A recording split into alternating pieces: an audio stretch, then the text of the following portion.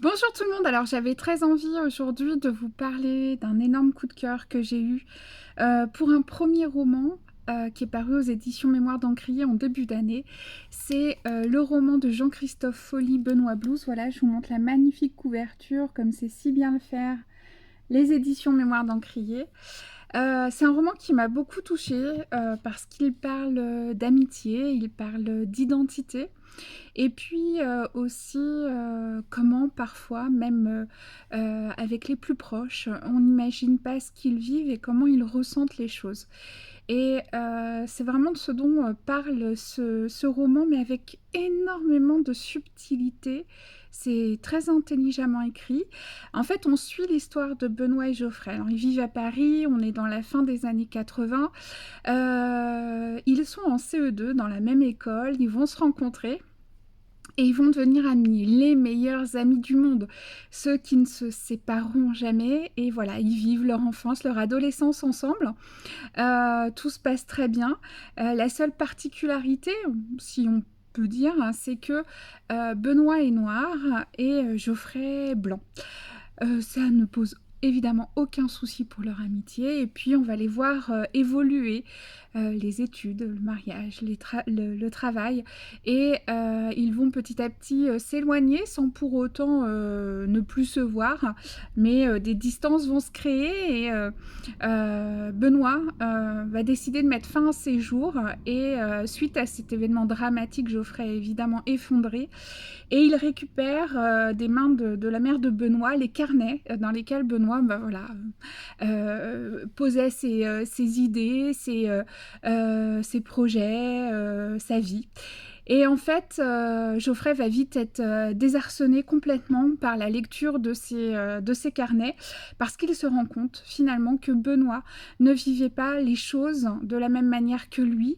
Il se rend compte de l'impact de sa couleur de peau sur sa vie, sur son quotidien, et également d'une distance au fur et à mesure du temps qui s'est imposée, en tout cas pour Benoît, dans leur amitié et dans l'évolution de leur vie respective.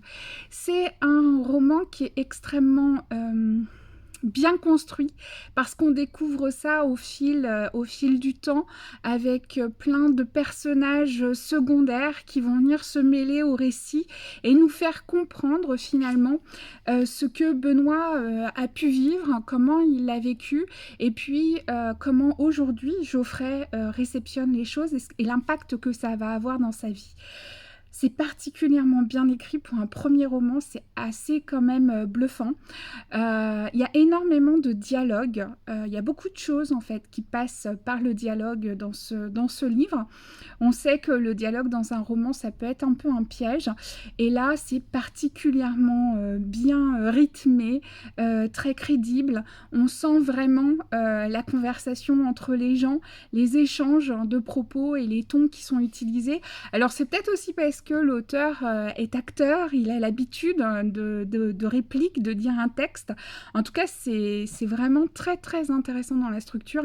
Et c'est très beau. On voit une très belle amitié, on comprend comment la société, la vie, les autres peuvent avoir un impact sur l'évolution d'une amitié, sur le ressenti d'une amitié.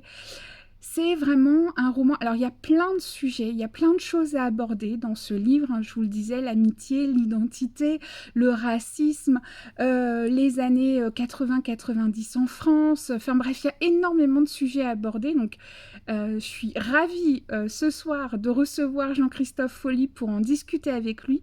Ça va être une rencontre extrêmement riche parce que, encore une fois, même si le roman n'est pas très important en termes de pages, on est à 241 pages, et ben il nous raconte plein de choses et je vous dis de manière très subtile, très intelligente. Ça a été un vrai plaisir de lecture. Voilà. Donc si vous pouvez venir ce soir à la rencontre avec Jean-Christophe Folly, c'est à 19h et on vous accueille avec plaisir. Et sinon, je ne peux que vous recommander la lecture de son premier roman, donc Benoît Blues aux éditions Mémoire d'Encrier. Et je vous souhaite à toutes et tous de belles lectures.